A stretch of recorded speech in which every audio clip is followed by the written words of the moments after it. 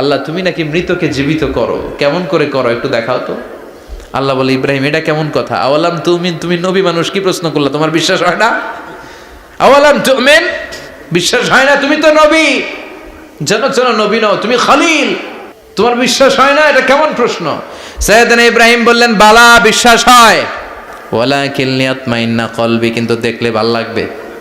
আল্লাহ কেমন করে মৃতরে জীবিত করো তুমি দেখাও। আল্লাহ বললেন, 4টা পাখিরে টুকরা টুকরা করো, জবাই করো, টুকরা টুকরা করো, পায়ের সাথে মাথা মিশাও, মাথার সাথে কলিজা মিশাও, টুকরা টুকরা করে ওই পাহাড়ের মধ্যে ছিটিয়ে দিয়ে আস।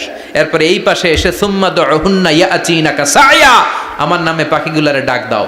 উনি এই পাশে এসে আল্লাহর নামে টুকরো টুকরো করে ছিটিয়ে দিয়ে আসা পাখিগুলোর ডাক দিতে দেরি, মুহূর্তে পায়ের সাথে মাথা, মাথার সাথে বডি লেগে জীবিত হয়ে পাখিগুলো দৌড়ে সাইয়েদনা ইব্রাহিমের কাছে চলে এসেছে।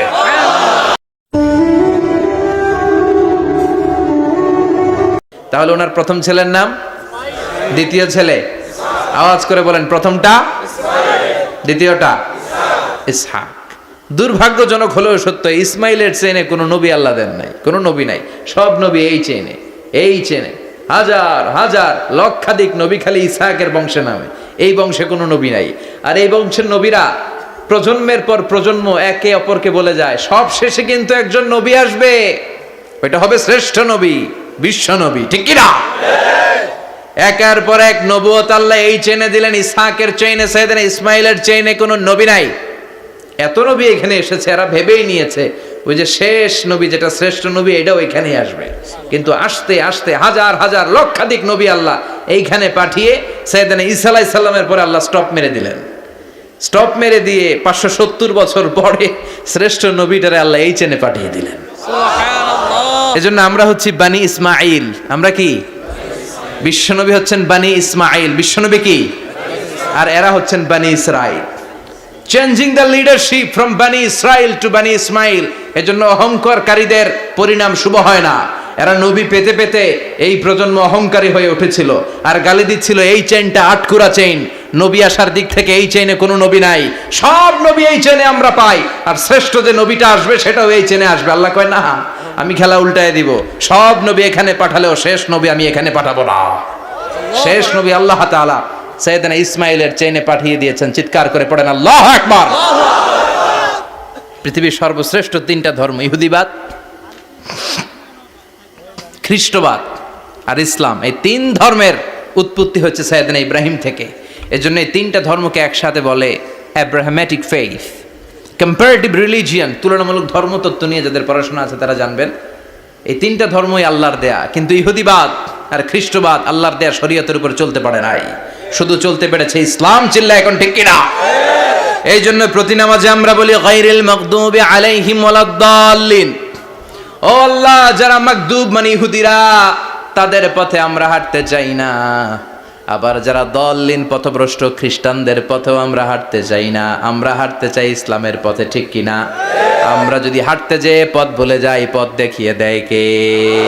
আমি যদি কোনোদিন পথ ভুলে যাই, হাতছানি দিয়ে কাছে নিও, মমতার বন্ধনে আমায় বেঁধে সব ভুল ক্ষমা করে দিও। চিল্লায় পড়েন আমিন। আল্লাহ বললেন, ওয়াজআলনা ফি যুররিয়াতিহিন নুবুওয়াতা ওয়াল কিতাব। আমি সাইয়েদনা ইব্রাহিমের বংশের মধ্যে নবুয়ত দিয়েছি, কিতাবও দিয়েছি। সাইয়েদনা ইব্রাহিম আলাইহিস সালামের উপর কিতাব আছে না নাই? কি নাম কিতাবের? সুহুফে ইব্রাহিম। কোরআনে নাই? আছে না নাই? ইন্না হাযা লাফিস সুহুফিল উলা সুহুফি ইব্রাহিম ওয়া মূসা। সুবহানাল্লাহ পড়ে। সুবহানাল্লাহ। অনেক আল্লাহ কিতাব দিয়েছে, নবুয়ত দিয়েছে, সব নবীদের বাবা বানিয়েছে। ওনার উপাধি হচ্ছে আবুল আম্বিয়া। আবার ওনার নামে আল্লাহর কোরআনের ভেতরে 114 সূরার একটা সূরা আছে না নাই? আছে। সূরাটার নাম সবাই কোন? আলিফ লাম রা। কিতাবুন আনজালনাহু ইলাইকা লিতুখরিজান নাসা মিনাজ যুলুমাতি ইলান নূর। সুবহানাল্লাহ পড়ে। সুবহানাল্লাহ। সূরা ইব্রাহিম, আলিফ লাম রা, কিতাবুন আনজালনাহু ইলাইকা। ওই নবীর নামে কোরআনের ভিতরে সূরা দিয়েছে কে? আল্লাহ। আবার আল্লাহ বললেন, গোলাম জেনে রাখো উনি তোমাদেরকে মুসলমান নামকরণ করেছেন, তাই ইসলামে যারা অন্তর্ভুক্ত হবে সব মুসলমানদের পিতা আমি আল্লাহ তারা নির্বাচিত করেছি। মিল্লাত আবিকুম ইব্রাহিম হুয়া সাম্মাকুমুল মুসলিমিন। আওয়াজ করে বলেন, মুসলিম জাতির পিতার নাম কি? আমাদের জাতির পিতা কেডা?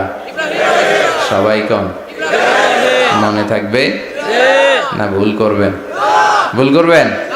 জাতির পিতা কে? চিল্লায় বলেন, জাতির পিতা কে?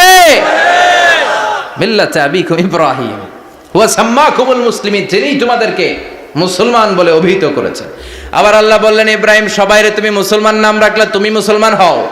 আসলিম ক্বালা আসলামতু লিরাব্বিল আলামিন, বলতে দেরি, কালিমা পড়ে মুসলমান হতে দেরি নাই। চিল্লায় পড়েন আল্লাহু আকবার। আবার আল্লাহ বলে, আমার নবী ইব্রাহিম এমন নবী, এই নবীর মতো বিনয়ী নবী নাই। ইন্না ইব্রাহিম লাহালিমুন আওয়াহুম মুনীব।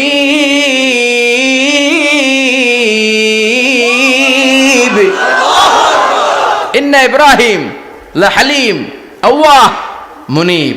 এই নবী সহনশীল নবী। সুবহানাল্লাহ পড়ে। সহনশীলতার কোনো অভাব নাই, যেটার অভাব আমাদের মধ্যে সবচেয়ে বেশি। কথা কন, আমাদের বাংলাদেশিদের মধ্যে সহনশীলতার অভাব আছে না নাই? নিজে যেই দল করি এটাই ভালো, বাকি সব কালা। আছে না নাই? আমি তাবলীগ করি তো আমি ভালো, বাকি সব বাতিল। আমি জামাত ইসলাম করি তো আমি হক, বাকি সব বাতিল।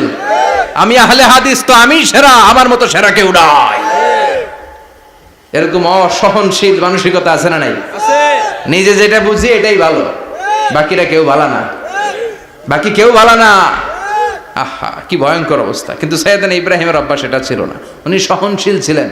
আমাদের বাংলাদেশে দেখেন কত ইসলামিক দল, কত পীরের মুরিদ, কত পীর। এই দেশে যত পীর, অনেক দেশে জনগণ এত নাই। কথা কন, এত পীর এই দেশে, অনেক দেশের জনসংখ্যাও এত না। এক ইসলাম, এক কোরআন, এক নবী, তারপরে গুতাগুতি আছে না নাই? কেউ কাউরে দেখতে পারে না, ঠেলাঠেলি। হ্যাঁ, এ কাফের, তুই কাফের, তোর নানা কাফের, তোর 14 গোষ্ঠী কাফের, তোর পিসাব কাফের। আছে না নাই? কয় আমার পিসাব কাফের হইলে তোর পিসাবের 14 গোষ্ঠী কাফের। ওই কাফের মরলে যেখানে কবর দেয়া হবে, ওই কবরের উপরে যে ঘাস উঠবে, ওই ঘাস যে গরু খাবে, ওই গরুর দুধ যে খাবে, ওইটাও কাফের। কথা কন, আছে না নাই? কেউ কারো ভালো সহ্য করতে পারে না। একজন বলছিল, ভাই এই বাংলাদেশের জাতীয় খেলা হাডুডু হইল কেন? আমাদের জাতীয় খেলার নাম, কথা কন, দেখছেন একটা সামনে যাইতে চাইলে বাকি সবাই ঠ্যাং ধরে নিচের দিকে নামে। আছে না নাই? সামনে যেতেই দিবে না, ভালো কাজ করতেই দিবে না, কারো ভালোটা কেউ সহ্য করে না। উপরের দিকে উঠতে চাইলে ঠ্যাং ধরে ওইটারে নামায়। এজন্য আমাদের জাতীয় খেলা হাডুডু। কথা বলেন। আল্লাহ বললেন, সাইয়েদনা ইব্রাহিমের চরিত্র কিন্তু এমন ছিল না। ইন্না ইব্রাহিম লাহালিমুন আওয়াহুম মুনীব। আমার ইব্রাহিম ছিল সহনশীল। আল্লাহু আকবার। আমাদের বাংলাদেশিদের এখন সবচেয়ে বেশি দরকার এটা, সহনশীলতা। আমরা অযাচিত মন্তব্য করতে দ্বিধাবোধ করি না, কমেন্টস করতে দ্বিধাবোধ করি না। ফেসবুকে, ইউটিউবে কমেন্টস আছে না নাই? আহা, কার ব্যাপারে তুমি কমেন্টস করো, কি বিষয়ে কমেন্টস করো, ওই বিষয়ে আদৌ তোমার ধারণা আছে কিনা, পড়াশোনা আছে কিনা, তুমি ওইটাতে স্পেশালিস্ট কিনা, কোনো ধারণা। ইচ্ছে মতো কমেন্ট আছে না নাই? ইচ্ছে মতো মন্তব্য, একে অপরের প্রতি হিংসা, কোনো ভালোবাসা নাই, মহব্বত নাই। এক নবীর উম্মত, এক লা ইলাহার পতাকার তলে আমরা দাঁড়িয়ে, চিল্লায় বলেন ঠিক কিনা? তারপরে গুতাগুতি, কিলাকিলি, কেউ কাউরে দেখতে পারে না। আল্লাহ তুমি হেফাজত করো, আমাদের মধ্যে তুমি ঐক্য তৈরি করে দাও, হিংসা জিঘাংসা তুমি হৃদয় থেকে দূর করে দাও। আবার আল্লাহ বললেন, ইন্না ইব্রাহিম কানা উম্মাতান ওয়াহিদা। আমার খলিল ইব্রাহিম শুধু সহনশীল নয়, আমার খলিল ইব্রাহিম একাই একটা উম্মত। আল্লাহু আকবার। এটা একটা কথা হইল, একা একটা উম্মত হইতে পারে? আমরা সবাই উম্মত, কোটি কোটি মানুষ, ফলে বিশ্বনবীর উম্মত, উম্মতে মুহাম্মাদে, ঠিক কিনা? একজন কি একটা উম্মত হইতে পারে? আল্লাহ বলেন, ইব্রাহিম এমন নবী, একাই একটা উম্মত। সুবহানাল্লাহ পড়েন। ইন্না ইব্রাহিম কানা উম্মাহ ওয়াহিদার কারণ উনি যখন জমিনে ছিলেন একটা লোক আল্লাহর নাম নেয়ার মতো ছিল না, সব ছিল মুশরিক। উনি ছাড়া সব মুশরিক। উনি ছিলেন মুওয়াহহিদ, তাওহীদের পক্ষে। উনি ছাড়া পৃথিবীতে তখন যারা ছিল সব ছিল তাওহীদের বিপক্ষে, মানে মুশরিক। আল্লাহ বুঝাতে চাইলেন পুরো মুশরিক গোষ্ঠী একটা উম্মত, আমার ইব্রাহিম খলিল একাই আরেক উম্মত। ইন্না ইব্রাহিমা কানা উম্মাতান ওয়াহিদা। সাইয়েদনা ইব্রাহিমের সময়কালে মুসলমান বলতে কেউ ছিল না, উনি একা ছাড়া। তার মানে গোটা বিশ্বের সব মুশরিক মিলে একা একটা উম্মত, সাইয়েদনা ইব্রাহিম নিজে নিজেই একটা উম্মত। কি পরীক্ষা করে কিভাবে আল্লাহ ওনারে উত্তীর্ণ করেছেন, এজন্য খুশি হয়ে আল্লাহ ওনারে খালিল উপাধি দিয়েছেন। কথা কন, ওনার কিছু উপাধি আছে, একটা হচ্ছে সিদ্দিক। কি উপাধি? আমাদের অনেকের নাম আছে না, এদিকে আছে সিদ্দিক নামে কেউ? মাশাআল্লাহ আছে তো। সিদ্দিক মানে কি জানেন? হ্যাঁ কথা কন। সত্যবাদী, শুধু সত্যবাদী না, সত্য প্রকাশে, সত্য গ্রহণে, সত্যের ব্যাপারে আপোষহীন, কোনো আপোষ করে না। চিল্লা এখন ঠিক কিনা? বিশ্বনবী মেরাজে গেলেন, মেরাজ থেকে ফিরে আসলেন, বিশ্বনবী বর্ণনা করলেন আমি বাইতুল মাকদাস দেখেছি মাঝরাতে, লক্ষাধিক নবীকে নিয়ে নামাজের ইমামতি করেছি, 7 আকাশ দেখেছি, আল্লাহর আরশ দেখেছি, আল্লাহর সাথে কথা বলেছি, আবার ফজরের আগেই মক্কায় ফিরে এসেছি। সবাইকে খাইছে খাইছে, মুহাম্মদের মাথার তার ছিঁড়ে গেছে, নাউজুবিল্লাহ।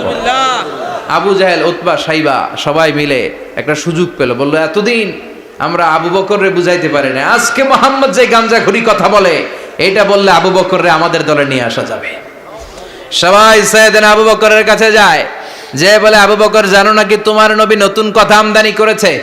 কি বলেছে আমার নবী? তোমার নবী বলে মাঝরাতে বাইতুল মাকদাস গিয়েছে।